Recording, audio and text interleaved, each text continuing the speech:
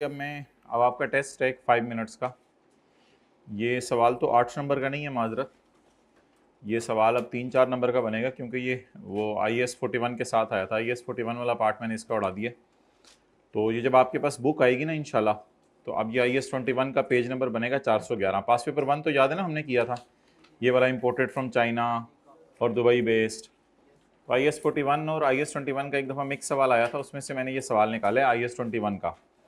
तो अभी आप लोगों को सफ़ा हम थोड़ी देर बाद बांटेंगे। फिलहाल मैं आपको 5 मिनट दे रहा हूँ, इस सवाल को ज़रा सॉल्व करें, ट्राई करें होता है या नहीं। बड़ा अच्छा सवाल है। और सबसे पहले जो सॉल्व कर देना तीनों क्लासों में, वो ज़रा हाथ खड़ा कर दें, फिर उसको हम अप्रिशिएट करें। जल्दी जी, टाइम स्टार्ट्स नाउ।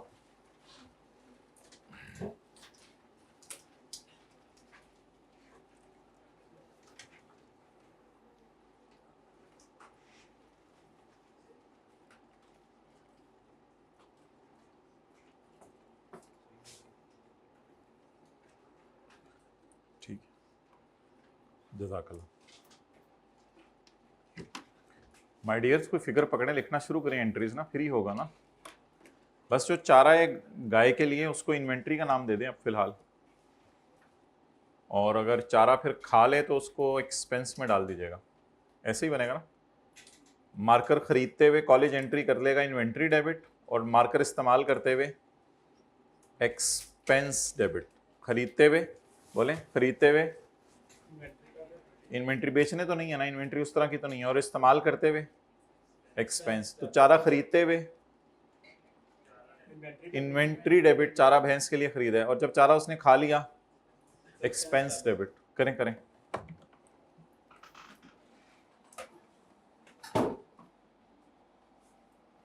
तीनों क्लासों में को बता दे हाथ खड़ा करके, मैंने सारी एंट्रीज कर ली हैं।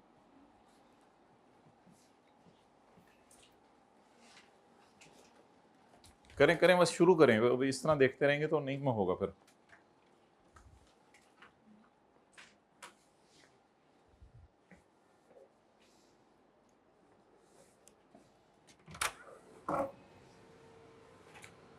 पाँच मिनट के लिए पॉज कर दो, फिर ये ऑनलाइन वाले भी कर लेंगे उतनी देर में। अच्छा, ये अब ना ऑनलाइन और फिजिकल में ये लेटेस्ट नोट्स में अपलोड कर दूंगा। लेटेस्ट नोट्स में एज सच फ़ायदा ये होगा कि IS-21 के शुरू वाली जो क्लास में नोट्स पहले में अपलोड किए थे, उसमें पेज नंबर 1 2 3 लगे हुए थे, लेकिन अब जो आज मैं अपलोड करूँगा उसमें किताब के सही वाले पेज नंबर लगे होंगे, इसलिए मैं ये कर दूँगा। और उसमें ये सवाल भी मैंने नहीं डाला हुआ था, तो अब ये बिल्कुल किताब वाला वर्जन होगा, तो इसी के हिसाब से फिर लेक्चर का नंबर लिखा होगा। तो इसका हम नाम रख देंगे IS-21 लेटेस्ट, ब्रैकेट में बुक वाले नोट्स या कुछ इस किस्म का लिखा होगा, ताकि आप इसी को यूज़ करें आगे। और वो एक चीज़ मैंने मॉनिटरी नॉन मॉनिटरी में बताई थी, वो उसमें थोड़ी सी डिफरेंस ऑफ ओपिनियन था, कि अपने इसको इस दफ़ा सही कर दिया, तो वो भी जब हम IS-12 करेंगे तो उसको देख लेंगे। अच्छा, Rocky Road Limited had a stock of cows on 1 January 2019। On 1 August 2019 को इसके पास imported cattle feed of US dollar 1.5 lakh against 70% payment. अच्छा, मैं आपसे ये कह रहा था कि कॉलेज वाले ये करते हैं कि जब कभी मार्कर का डब्बा खरीदे ना, तो फ़र्ज़ कर लें एक मार्कर 1 रुपये का है, तो कॉलेज वाले एंट्री कर लेते हैं inventory of markers debit cash credit. तो 10 मार्कर खरीदे अगर, तो इन्वेंट्री डेबिट कैश क्रेडिट। और जिस वक्त 10 में से 8 मार्कर इस्तेमाल कर लें, खोल लें, और 2 भी डब्बे में पड़े रह जाएं, जैसे घर में पेंसिल्स डब्बे में पड़ी रह जाती हैं, तो जो 2 डब्बे में पड़े रह जाएं उनकी टेंशन नहीं लेनी। जो 8 इस्तेमाल हो गए उनकी एंट्री कर लिया करें। Cost of sale debit inventory credit नहीं, एक्सपेंस डेबिट इन्वेंट्री क्रेडिट। तो ये मार्कर टाइप, कंज्यूमेबल टाइप इनको चीज़ें कहते हैं, कंज्यूमेबल में इस्तेमाल होगी। टिश्यू पेपर के 3 डब्बे खरीदे, तो इन्वेंट्री टिश्यू पेपर डेबिट, और 2 डब्बे इस्तेमाल कर लिए, एक्सपेंस डेबिट इन्वेंट्री क्रेडिट। इसी तरह अगर आप जानवर के लिए चारा खरीदें, तो जाहिरी बात है जो चारा अनयूज्ड पड़ा हुआ है, अगर वो फ्रीज़र में, फ्रिज में पैक होकर पड़ा हो सकता है, कोई इस किस्म की चीज़ है जानवर के लिए आपने खरीदी हुई, या डब्बों में पैक पड़ी हुई है, कैटल फीड लिखा हुआ ना, चारा तो नहीं लिखा हुआ। तो अगर आप जानवर के लिए चारा खरीदें, तो चारा खरीदते हुए एंट्री क्या कर दें? नहीं, एक्सपेंस में ना डालें ना फ़ौरन, सारा इस्तेमाल तो नहीं हो गया, देखें ना, वरना फिर उसकी इस लाइन का क्या मकसद होता है, whereas 40% of feed is unused, फिर तो ये लाइन इनसिग्निफिकेंट, अभी इसका तो कोई फ़ायदा ना रहता। वो भी एक तरीका होता है वैसे, कि एकदम सारे को एक्सपेंस में डाल के ईयर एंड में देख लो कितना पड़ा हुआ उसको इन्वेंट्री में डाल दो, लेकिन वो ज़रा लंबी साइंस है, उल्टी साइंस है। बेहतर ये होता है कि खरीदते ही कहाँ डालो, इन्वेंट्री में, और बाद में कहाँ डाल दो, एक्सपेंस में। जितना खा लें उसको एक्सपेंस में डाल दो। तो खरीदते ही चारे को हम डाला करेंगे इन्वेंट्री में, इन्वेंट्री डेबिट कैश क्रेडिट, और जब इस्तेमाल हो जाएगा एक्सपेंस डेबिट इन्वेंट्री क्रेडिट। ये तो एक जनरल बात मैंने आपसे कर ली। और IS 2 में आपने पढ़ा था कि इंपोर्ट ड्यूटीज को भी एसेट की कॉस्ट का पार्ट बनाते हैं, तो सॉर्ट ऑफ इन्वेंट्री टाइप चीज है। IS 2 प्योरली तो नहीं लगता, लेकिन IS 2 जैसा ही लगेगा इस पे सारा, तो इसको एसेट की कॉस्ट का पार्ट बना देंगे। बाकी ये रेट्स हैं, इनको मैं ज़रा छुपा रहा हूँ क्योंकि ये आपको पता है आगे। यकम अगस्त का रेट है 164 और 31 दिसंबर का रेट है 152। एवरेज रेट तो हमने यूज़ नहीं करने, ठीक है। तो यकम अगस्त का क्या रेट है और 31 दिसंबर का 152, पर ये रेट अभी याद कर लें चले।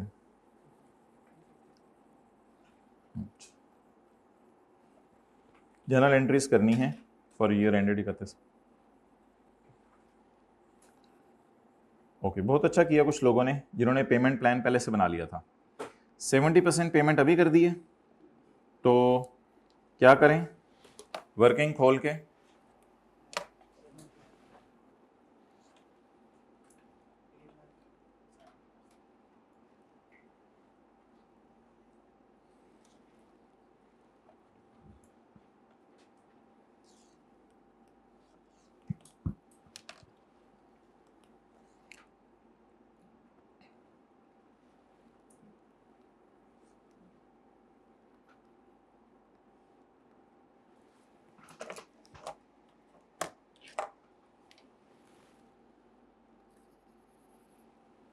ये फिर दोबारा चार्ज करवा दें उसको कहीं।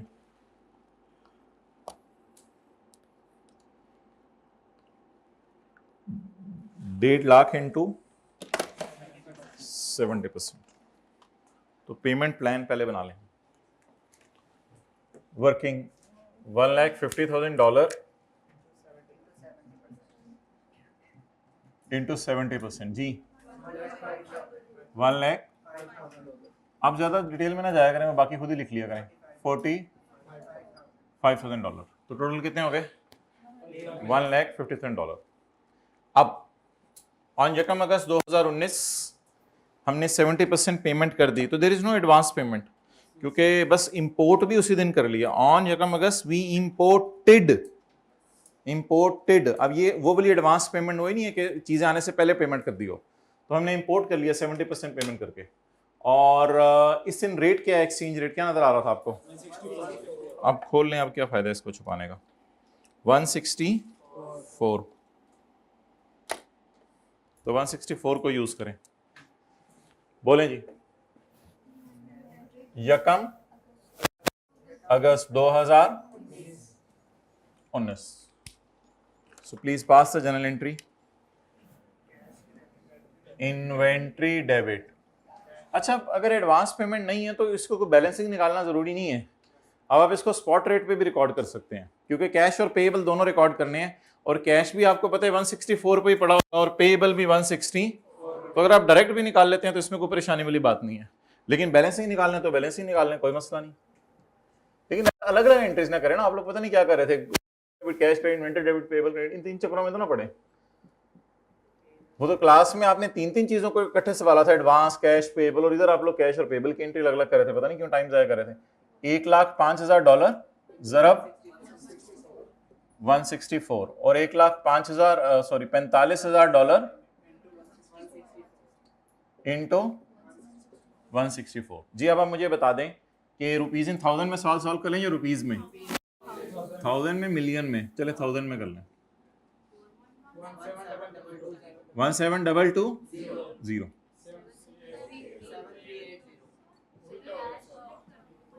ऊपर नीचे हो गया 17D 73 जी 24600। वो कोई नहीं, एसेट आप खरीदते थे, ट्रांसपोर्टेशन होती थी तो उसकी एंट्री कर दें। एसेट खरीदने की entry PP debit cash credit, transportation की entry PP debit cash credit, जितनी मर्जी दफा करें। चीज़ों को ज़्यादा मर्ज ना करें, मर्ज करेंगे परेशान होंगे, इतना ज़्यादा मर्ज ना करें, बस सिंपल रखें।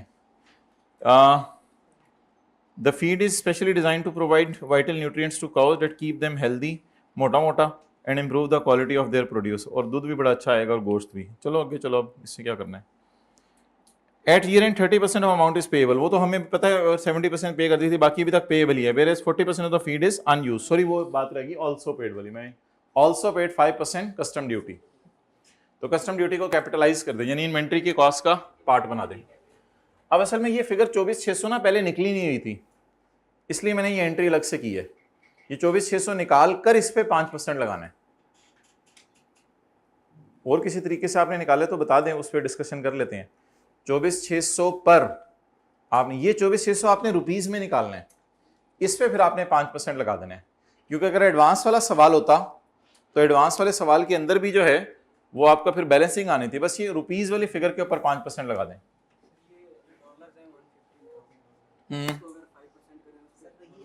हाँ वो वही आ रहा है जवाब, वही आएगा। मैंने जो तरीका बता रहा हूँ आइंदा कोशिश करें इस पर इसी पे रहें। रुपीज वाली फिगर निकाल लें, इस पे फिर कस्टम ड्यूटी लगा दें। अब रुपीज वाली फिगर बोले कितनी है, 24,600 इंटू 5%, 1230 जी। एंट्री बोलें custom duty paid, inventory debit, cash credit. लेकिन यहां पर आपको पता होना चाहिए कि इसका बैलेंस कितना आ गया है। इन्वेंट्री अब किताबों में पड़ी कितने पे हुई है, यहां से लोगों ने गलती की थी। 25 ये अब फिगर असल में थी, जो एंड पे एक फिगर आ रही है ना, उसको जो देखना है, ये अब फिगर है कि इतनी इन्वेंट्री जो है हमारी पड़ी हुई है। इन्वेंट्री में हमने एसेट की कॉस्ट भी डाल दी और इन्वेंट्री में हमने इंपोर्ट ड्यूटी भी डाल दी। अब इन्वेंट्री टोटल इन्फ्लेट करके कहां पे चलेगी, ये कोई वर्किंग में करना जरूरी नहीं, नीचे ब्रैकेट में भी कर सकते हैं, यहां पे टोटल इन्वेंट्री कॉस्ट लिख के, या जहां मर्जी कर दें, उसमें क्या मसला है। अब 30% पैसे स्टिल पेएबल है। इसका मतलब है कि ये मॉनेटरी आइटम है पेएबल। इन्वेंट्री को तो ईयर एंड पे आपने लेटेस्ट रेट पे नहीं लाना, क्योंकि इन्वेंट्री क्या है, नॉन मनी चारा है, चारे को तो उसने खा जाना है, चारे ने कैश में कन्वर्ट नहीं होना। यकम अगस्त की डेट्स थी, 31 दिसंबर। तो पेएबल कितना पड़ा हुआ है, इस वर्किंग का फायदा होता है ना बार बार। $45,000 पेएबल पड़ा हुआ है, और अब लेटेस्ट रेट एवरेज वाला नहीं लेना, ये लेना है 152। इधर भाई 152 जी बोलें 68। लेकिन पेएबल खड़ा किस पे है, अब 7380 वालों को अगर 68 देना पड़े, ये तो खुशी की खबर है जी।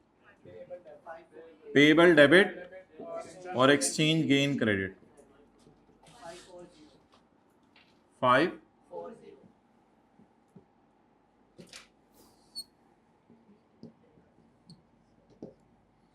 अच्छा ये तो पुरानी वाली डिस्कशन थी सारी। अब एक मिनट वेट कर लें। अगर ये इन्वेंट्री पड़ी रह गई इसी तरह, तो बैलेंस शीट में ये करंट एसेट में नजर आएगी। करंट एसेट नजर आने का मतलब ये है कि शायद देखने में लग रहा हो कि ये चारा या ये फीड या ये पैकेटों के अंदर बंद जो भी चीजें हैं इनकी खाने वाली, वो एज इट इज पड़ी नहीं है, वो तो फिर गलत होगा। तो फिर ऐसा करते हैं, देखते हैं कि कितनी इन्वेंट्री इस्तेमाल हो गई। हो सकता है 100% हो गई हो, ऐसा भी हो सकता है।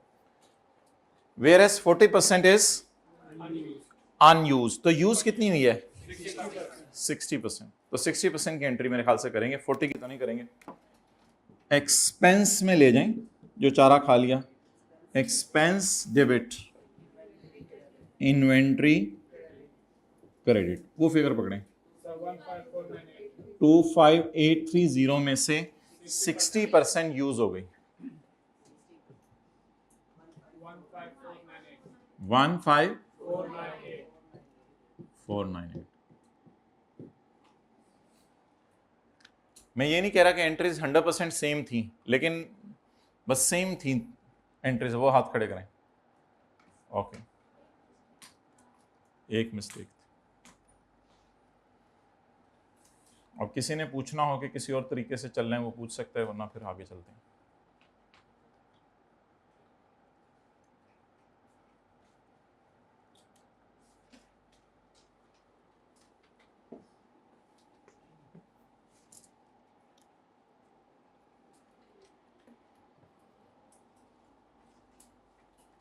ठीक है जी, इट्स ओवर।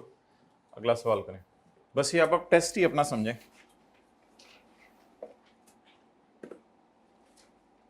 ये सवाल अभी मैं आपको बांट रहा हूं।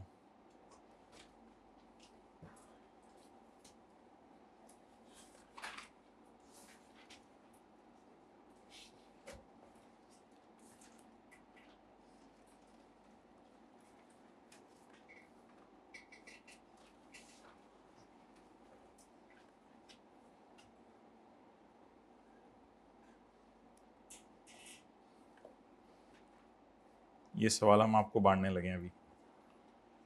अच्छा जी, अब आप मुझे बता दें एफओबी बेसिस में चीज़ कब रिकॉर्ड होनी है? जब बाहर के पोर्ट पे हमें मिल जाए या जब पाकिस्तान आ जाए? जब फॉरेन कंट्री के पोर्ट पे। 5 मिनट ले लें, ज़्यादा टाइम ना लगाइएगा, जल्दी से कर दें सवाल। अगला टेस्ट का सवाल समझ लें, ये टेस्ट हो रहा है आपका। 2 मिनट लगाइएगा सवाल पढ़ने में, फिर सॉल्व करना शुरू कर दें। आप इधर बांटो, बाकी दोनों में देने। चलो ठीक है, आप इधर बांटो।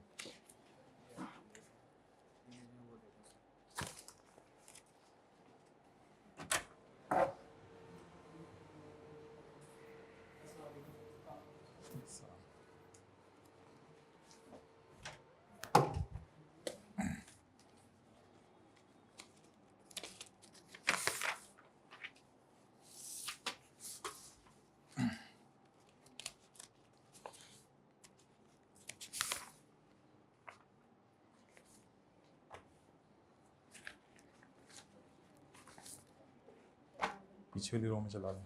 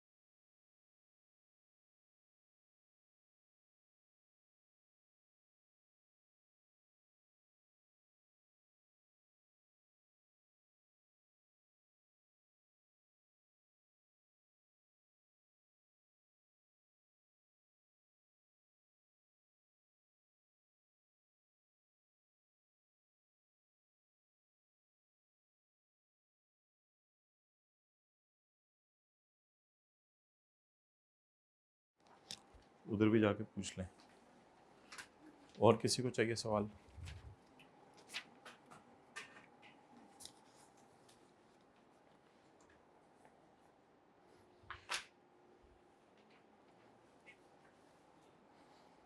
जी, किसी ने कर ली हो एंट्रीज?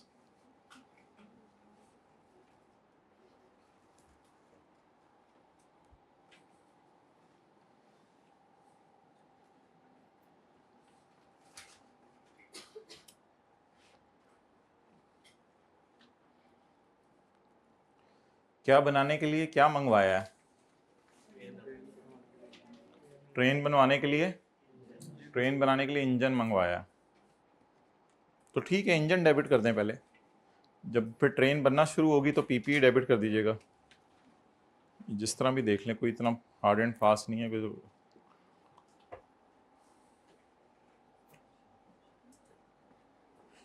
ठीक है, कराऊँ अब? 2 मिनट, ठीक है, लें 2 मिनट लें, जल्दी, ज़्यादा टाइम ना लें।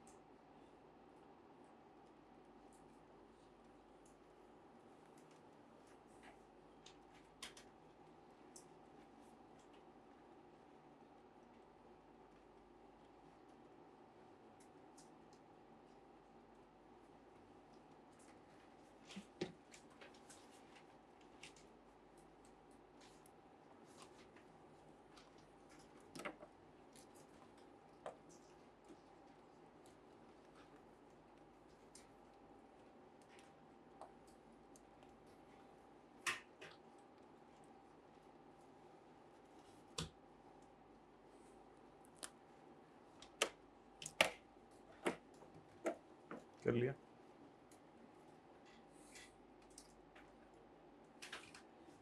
भाई ये जुल्म तो ना करे ना, मैंने आपको कहा था कि ये फॉरेन पोर्ट पे हमारा बना है या पाकिस्तान पोर्ट पे?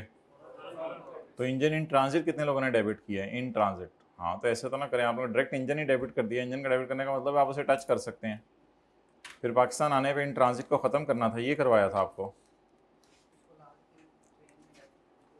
उसको लाके भी ट्रेन में डाल देंगे, वो चला अगला मसला है, पहले आनते दो।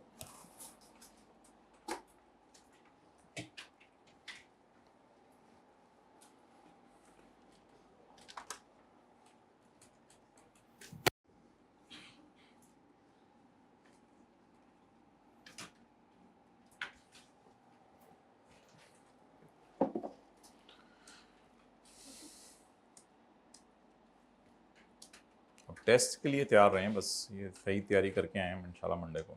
थोड़ा थोड़ा ज़रा गेम ऑन आने लगी है ना थोड़ी थोड़ी। Tours Limited, a Pakistani tourist company, bought an engine to use in the construction of a train. The engine was imported from a specialist in Great Britain for a total of GBP 20,000, Great Britain pound GBP. गेम भालू पप्पू नहीं। The engine was order to British specialist on 25 March. 25 मार्च को हमने उसको order कर दिया था, एंड ऑर्डर करने की डेट पे तो कोई एंट्री नहीं होगी। एंड वॉज शिप्ड ऑन 15 जुलाई। तो 15 जुलाई को हमारा बन गया, लेकिन पाकिस्तान लेट पहुंचा 25 जुलाई को, 10 दिन बाद। फ्री ऑन बोर्ड से पता चला हमें। तो इस दिन क्या रेट है? 9 का नहीं, ऑर्डर डेट का तो बिल्कुल भी नहीं देखेंगे। इस दिन क्या रेट है? तो फॉरेन करेंसी के साथ 1 लगा हुआ है, पाक रुपी से 1 नहीं लगा हुआ, तो मल्टीप्लाई वाला सवाल है। 9.25। तो डेट बोलें 15 जुलाई 2015। इंजन इन ट्रांजिट डेबिट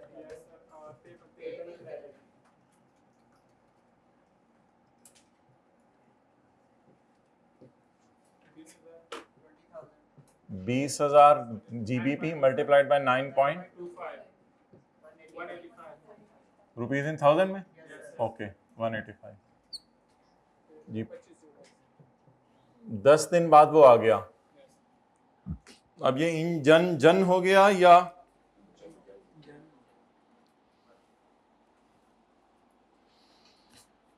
अच्छा, अगर आप इजाजत दें तो इसका नाम ट्रेन वर्क इन प्रोग्रेस या पीपी वर्क इन प्रोग्रेस ना रखते हैं। ट्रेन तो हमारी पीपी के तौर पे काम आएगी, क्योंकि हमारी कंपनी का नाम क्या है, टूर्स लिमिटेड।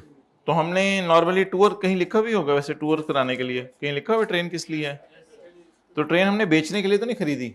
बेचने के लिए ट्रेन बना रहे होते तो इन्वेंट्री होती। तो टूरिज्म कंपनी ट्रेन को फिर पीपी के तौर पर डालेगी। तो बेहतर है आप ट्रेन डेबिट करके, ट्रेन डेबिट ना करें, आप डायरेक्ट पीपी बस शुरू कर दें, पीपी में डाल दें इसको। जब आ गया तो इसका नाम पीपी रख दें। लेकिन ये भी कंप्लीट नहीं बनी हुई, इसके साथ लगा दें वर्क इन, लेकिन ट्रांजिट का लफ्ज सब खत्म कर दें। ये इस तरह भी आप कर सकते हैं, इंजन डेबिट और वो, लेकिन वो फिर बहुत लंबा हो जाएगा, पता नहीं और क्या क्या एंट्रीज करनी पड़े। तो थोड़ा पता चलेगा इसमें, जो आपने किया शायद वो भी सही होगा। पीपी डेबिट और इंजन, ट्रांजिट का लफ्ज इसके साथ हटा दें, बिकॉज नहीं अब रेट नहीं, ये नॉन मनी आइटम है भाईजान, ये पीपी नॉन मॉनेटरी आइटम है, it is not a money item. PP की जगह मैं कह रहा हूं ट्रेन वर्क इन प्रोग्रेस लिख दो। सोल्यूशन में तो यही लिखा हुआ है मेरे ख्याल से, ट्रेन वर्क इन प्रोग्रेस। जैसे लैंड या बिल्डिंग लिखते हैं, बिल्डिंग वर्क इन प्रोग्रेस, तो ठीक है ट्रेन लिखते हैं, कोई मसला नहीं। अच्छा जी, आगे चलें। अब जाहिर बात है खाली इंजन तो नहीं, ट्रेन में बाकी चीज़ें भी डलेंगी, तो टायर शायर भी लगाएंगे। Train is to be used on to transport tourist, इसलिए ये पीपी है, हमारी इन्वेंट्री नहीं है। Train was completed on 31 July 2015 at a further cost of 55,000। ये पाकिस्तान में ही खर्चा किया हमने, तो क्या करें? किस दिन? 31 July 2015 available for use on यकम सितंबर, अवेलेबल फॉर यूज ऑन यकम सितंबर। तो फिर मेरे ख्याल से अभी भी वर्क इन प्रोग्रेस ही इसके साथ लगा रहने दें। कोई होते गवर्नमेंट ने इंस्पेक्शन वगैरह करनी हो या कोई चक्कर होगा, फिर अगस्त का महीना बेचारी ट्रेन ऐसी खड़ी रही, मे भी गवर्नमेंट ने इंस्पेक्शन करनी हो या हमने कुछ नज़र मारनी हो, तो फिर बेहतर है कि 31 जुलाई को भी अभी इसको वर्क इन प्रोग्रेस ही रखें। इसलिए नहीं कि बन रही है, इसलिए कि अभी इस्तेमाल नहीं शुरू कर सकते जी। तो इंजन 1,85,000 का और लेबर और बाकी मटेरियल वगैरह 55,000 का। अब यकम सितंबर को, ये तो IS 16 टाइप शुरू हो गया मुझे लग रहा है, अब इसमें क्या रह गया पीछे। यकम सितंबर को पीपी डेबिट नहीं, कैश क्रेडिट नहीं, अब कौन सा कैश क्रेडिट, लेकिन एक 31 अगस्त की एंट्री आ रही है, तो पेपर में इस तरह कर देंगे, काट देंगे। ये गलती से लिख दिया तो काट देंगे। पूरा सवाल पहले पढ़ लिया था मैंने, आपको पढ़ने का टाइम दे दिया था, मैंने नहीं पढ़ा था। 31 अगस्त की एंट्री पहले आ रही है, तो बेहतर है 31 अगस्त की एंट्री पहले करें। 31 अगस्त को क्या हुआ है, किसका पे, इस वाले का कैश पे हुआ है, इस पेएबल को पे कर दिया। अच्छा, कितने में पे किया है? 20,000। 31 अगस्त का रेट लिखना है, ईयर एंड का नहीं, 9.9।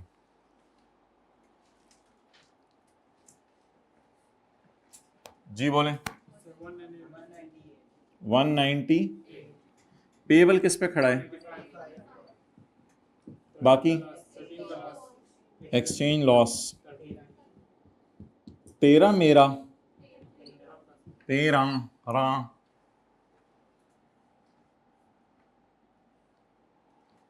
यकम सितंबर को ट्रेन अवेलेबल फॉर यूज है, तो ट्रेन डेबिट और PP work in progress. PP में कितनी दफा गया है? 2 दफा। 180 तो IS 16 शुरू हो गया, क्या तजीब सवाल है। 185 प्लस 200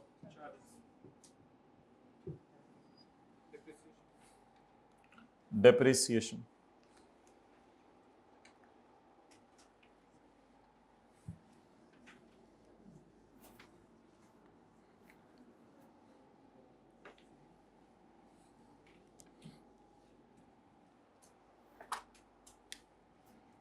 जी 31 December depreciation debit accommodation cost divided by minus 4/7।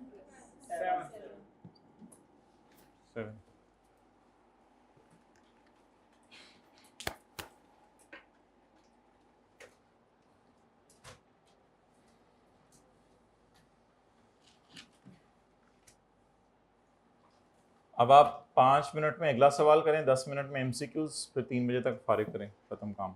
अगला सवाल निकालें। क्वेश्चन नंबर,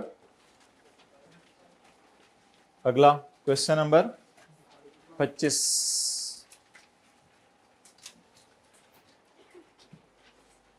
5 मिनट से ज़्यादा ना लगाइएगा इस पर।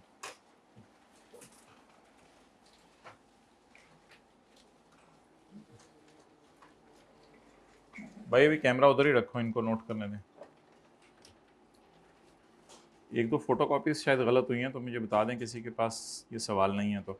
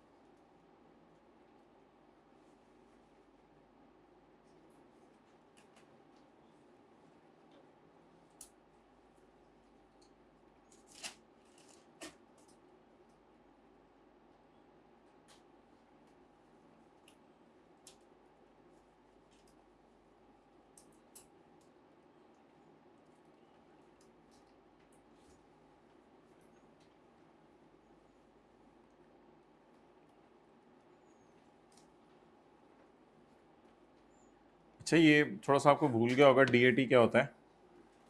ये कौन सा वाला था, जब चीज़ें कब बनेंगी? पाकिस्तान आएंगे। किसने कर लिया पूरा सवाल तो बता दें।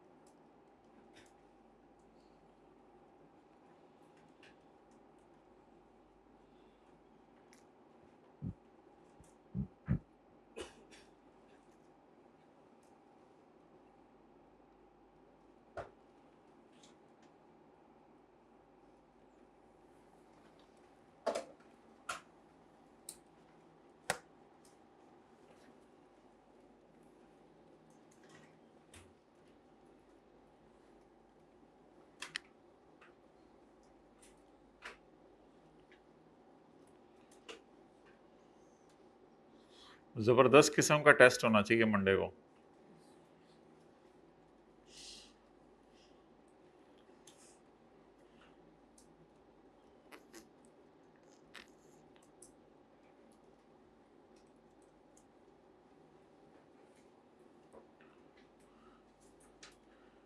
कुछ थोड़ा थोड़ा अनसीन चीज़ें होनी चाहिए ना टेस्ट में, ताकि आई कैप में भी कभी कभी ऐसा हो जाता है, तो थोड़ा थोड़ा मेंटली हैं ये सारा सीन सीन होना चाहिए।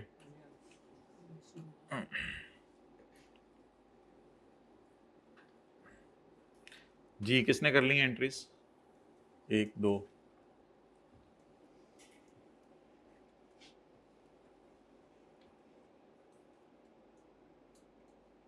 वेल डन, ज़बरदस्त है, एक्सेलेंट।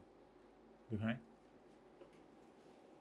आप ये बताओ कि कॉस्ट ऑफ सेल वाली एंट्री कितने से की है? कॉस्ट ऑफ सेल वाली एंट्री कितने रुपए से की है?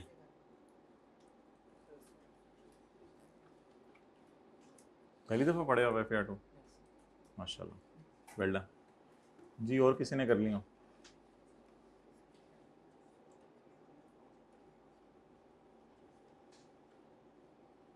तो थोड़ा थोड़ा IS2 टाइप टेस्ट करना शुरू कर दिया इसमें तो उसने। ये तो IS21 का सवाल नहीं रहा, आप आसान सा है। Spyware is a Pakistani company involved in private investigation and supply of related products. Spyware imported a large batch of advanced monitoring devices from an American company for a total price of $1 lakh. The advanced monitoring devices were ordered from American company on 25 March. Order date को तो छोड़ें, उन्होंने भेजी 15 जुलाई को, लेकिन जब हमारे terminal पे पहुंचेंगी तो फिर हमारी बनेगी ना भाई। 15 जुलाई को हमारी नहीं है ये, 16 को भी हमारी नहीं है, 17 को भी हमारी नहीं है। रास्ते में कुछ हो जाता है, रास्ते में कोई मछली आती है और मछली कहती है कि मेरा ये खाने को दिल चाह रहा है आज मॉनिटरिंग डिवाइसेस, तो वो बस फिर हमारा नुकसान नहीं है। तो चीज़ें हमारी बनी कब बोलें? 25 जुलाई को।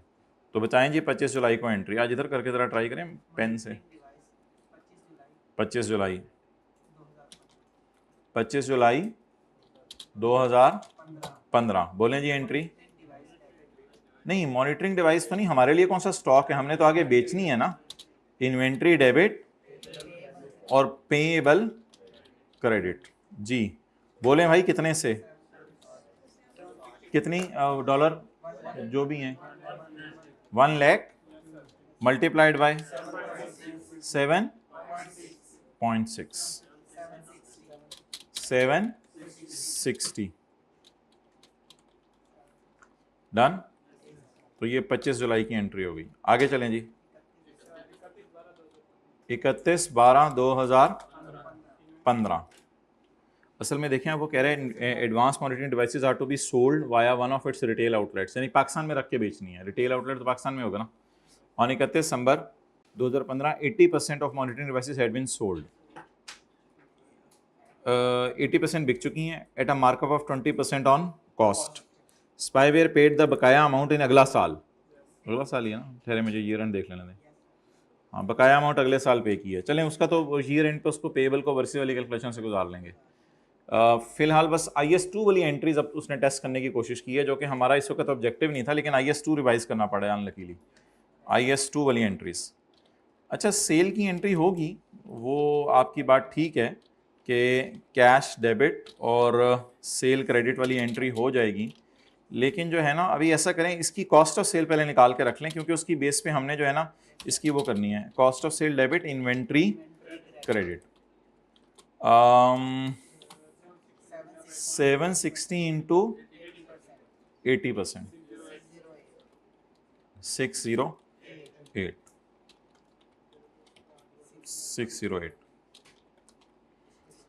अब सेल निकालने का तरीका ये होगा कि 608 मार्कअप है, मार्जिन है। मार्कअप का मतलब है ये फिगर फिर 100 पे पड़ी है, ये फिगर 100 पे पड़ी है, तो मुझे क्या चाहिए जी? 730 डन। तो ये 3 एंट्रीज होंगी। अब जब हमारा ईयर एंड आएगा तो मैं ये आपको कहता हूँ भाई, अक्सर पेज के ऊपर ना इस तरह ऊपर से डेबिट क्रेडिट बराबर चलाया करें, यानी ये वाला डेबिट देखें ऊपर 760 के साथ जाके मिल रहा है। आप लोग ये सलूक करते हैं जैसे मैंने अभी किया था, ये इस तरह मिला के चला। अब देखें ज़रा खूबसूरत लग रहा है, डेबिट क्रेडिट दूसरी साइड पे, अमाउंट दूसरी साइड पे, इस तरह ज़रा चलाया करें खुला खुला करके। अच्छा जी, 31/12/15 दोबारा डेट डालें, खैर है। वो पेएबल कितना पड़ा हुआ है, तो पहले वो वर्सेस वाली calculation, 1 lakh multiplied by 7.1 G is equal to, ओ तेज हो गया यार, इज इक्वल टू मैंने दबाया, वर्सेस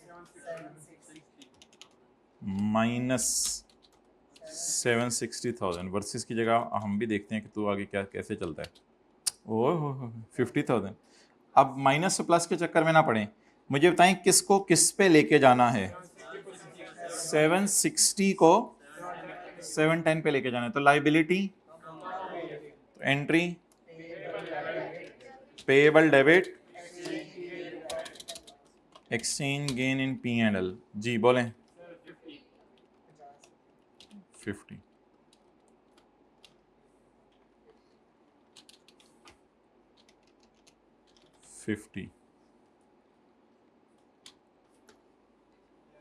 ठीक है जी। चलें अब एमसीक्यूज तो हमने आपको नहीं बांटे, जारी सी बात है, वो आप नोट्स खोल लें वरना इधर से ही देखते रहें और वो सॉल्व करते नहीं। इंशाल्लाह ट्यूसडे को रात को इंशाल्लाह किताब आ जाएगी, रात को 11-12 बजे कॉलेज आ जाइएगा इंशाल्लाह, तो किताब आ जाएगी।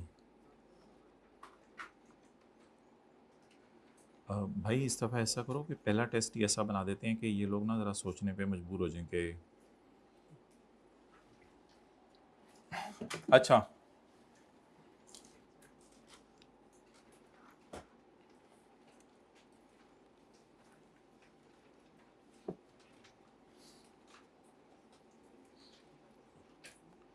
अच्छा आप लोगों ने ऑप्शन ज़रूर सही वाली बतानी है, लेकिन आप लोगों ने जो है वो बता अपने दिल में रखनी है, ताकि जो है वो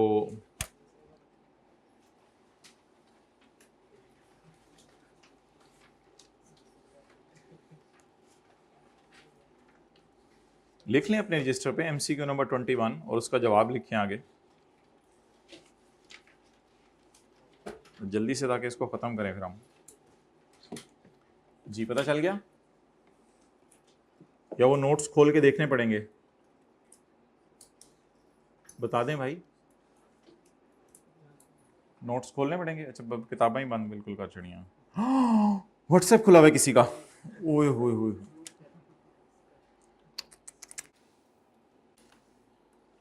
व्हाट्सएप ऐसा हो कि बंदा अम्मी अब्बू को दिखा सके। अच्छा जी,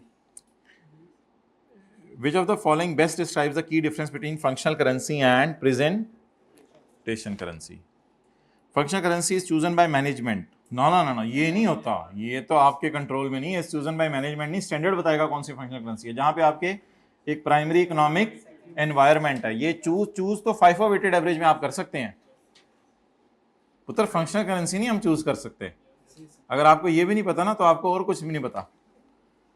presentation currency determined bye, presentation currency के लिए आईएफआरएस खोल लो और फंक्शनल करेंसी के लिए मैनेजमेंट से पूछ लो, ये तो खाला जी का घर है।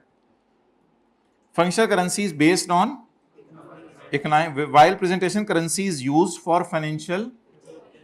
ये बात तो ठीक है, ये बात तो ठीक है। वो खोल के दिखा दूं या याद आ रही हैं बातें? शुक्र है किसी ने निकाला। The currency of consolidated financial statements. Consolidated financial statement अभी हमने नहीं पढ़ी, वो क्या होती होंगी जरा बताएं। कंसोलिडेटेड फाइनेंशियल स्टेटमेंट्स यानी दो कंपनीज है ना, उनकी इकट्ठी भी कोई फाइनेंशियल स्टेटमेंट बना करेंगी। जैसे हम अपने सिलेबस में पढ़ेंगे कि पीटीसीएल ने सब्सिडरी के शेयर खरीदे में, तो उनकी एक इकट्ठे अकाउंट्स बनेंगे जमा करके दोनों के। तो currency of consolidated financial statement is called functional. हमने कोई ऐसा लफ्ज पढ़ा है अपने इधर? तो अपनी तरफ से बोंगी मारे, अगली लाइन भी ना पढ़े। Functional currency is used for publishing, नहीं हॉर्न नहीं है इतनी बिना कर। फंक्शनल करेंसी जो है उस वो पब्लिशिंग फाइनेंशियल स्टेटमेंट के लिए कौन सी करेंसी यूज होती है? Presentation currency.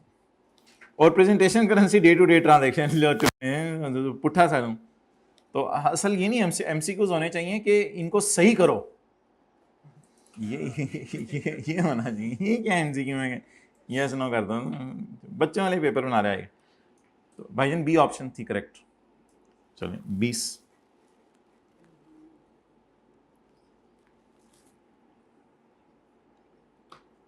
प्राइमरी बता दें, प्राइमरी आपको याद है? प्राइमरी मुझे सेकेंडरी में बता देता हूँ। सेकेंडरी कौन से थे? जहां फंड्स रख रहे हैं अपने, और जहां से डेट और इक्विटी इकट्ठी कर रहे हैं, और जहां ऑपरेटिंग एक्टिविटी के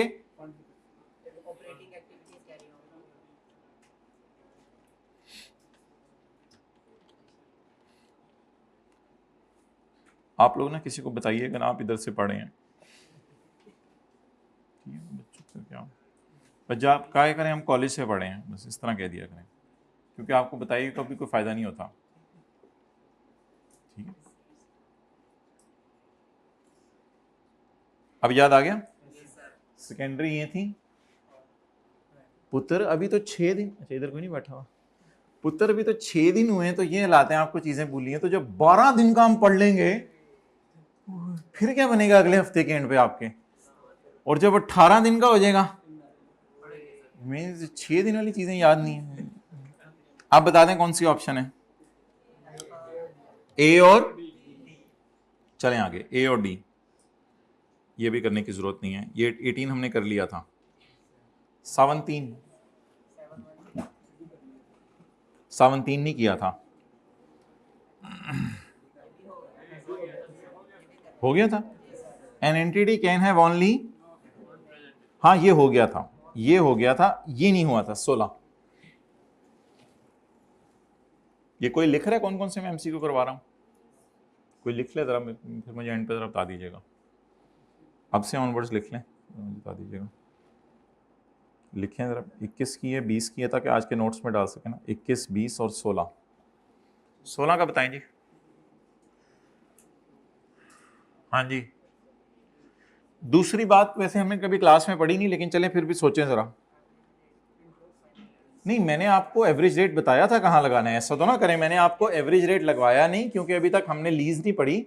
अब लीज हमने पढ़ ली है ना, तो लीज पढ़ ली, एक दिन इंशाल्लाह वापस आएंगे IAS 21 पे, फिर लोन के सवाल भी कुछ करेंगे। लेकिन मुझे वैसे ही बता दें, मैंने एवरेज रेट किस किस के लिए कहा था, किसी को याद हो?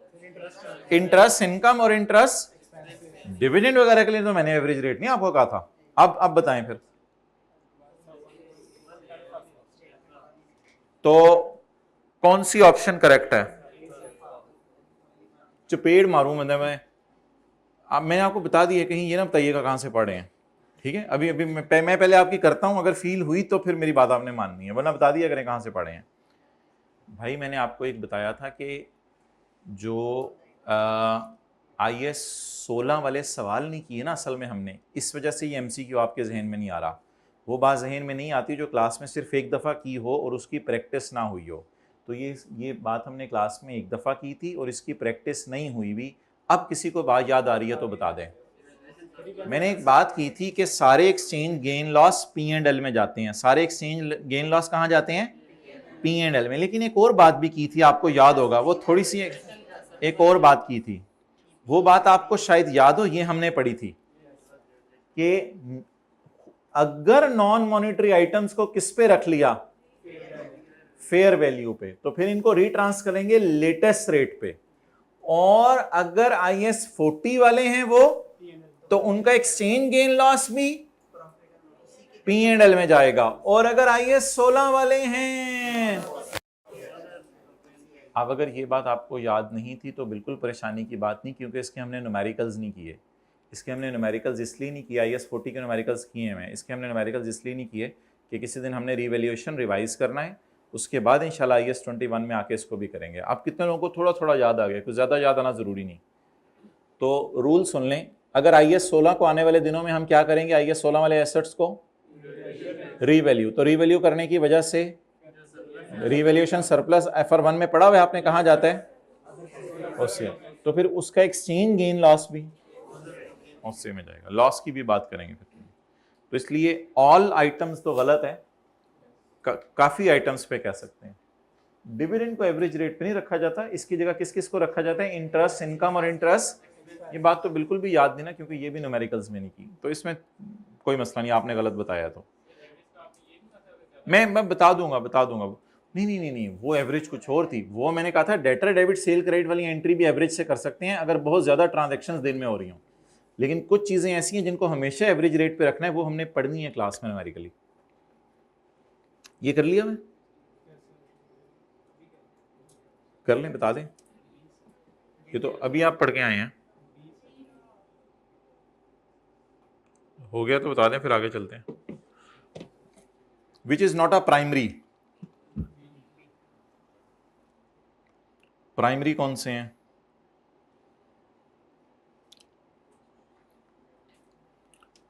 सेल ऑफ गुड्स और services, competitive forces, labour material वगैरह। और ये which is not primary, B. ये भी कर लिया हुआ है।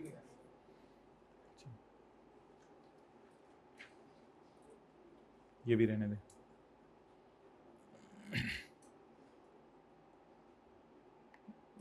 ये जरा देख लें, अगर इन्वेस्टमेंट प्रॉपर्टी है तो कर लेते हैं, अगर पीपी है तो रहने देते हैं। इन्वेस्टमेंट प्रॉपर्टी है तो कर लेते हैं। क्या है जरा देखें, जरा क्या है, इन्वेस्टमेंट प्रॉपर्टी है। चलें ठीक है, फिर इसको तसल्ली से करें। Moon limited functional currency is, functional currency पता है ना क्या होती है, जिसमें primary economic environment is Pak rupees. It bought a property in New York on 2 July 2000। The 25% amount was paid immediately and remaining is to be paid on 31 October. ओए year end मेरा 30 सितंबर है। Moon limited financial year ends on ये। Fair value of the property is 5.1। The property is vacant and is being held for capital appreciation. यहां से पता चला कि ये कौन सा स्टैंडर्ड लगना है, इन्वेस्टमेंट प्रॉपर्टी। इसकी लाइफ कितनी है, 50 ईयर्स। लेकिन हम फेयर वैल्यू मॉडल यूज कर रहे हैं, फिर लाइफ को क्या करें, इग्नोर करें। Eight which amount the property shall be presented in balance sheet. Calculator पकड़ के बताएं, या मोबाइल खुला हुआ है तो आप बता दें, डायरेक्ट बताइएगा टी काउंट बनाए बगैर। इन्वेस्टमेंट प्रॉपर्टी बैलेंस शीट में किस पे जानी चाहिए,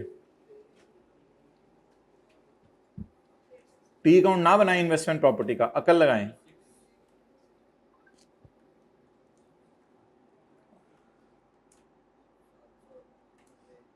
अच्छा यार ये बता दें कि परचेज हमने कितने पे की, उसको छोड़ें। परचेज की तब कितने की थी, $5 मिलियन की।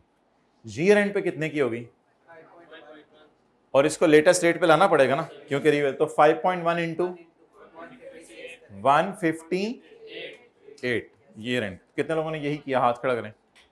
और जहन में सोचा था इन्वेस्टमेंट प्रॉपर्टी का, कैंगरू वाला सवाल किया था, कैंगरू वाले सवाल में टी काउंट बनाया था, वही वाला बनाना था।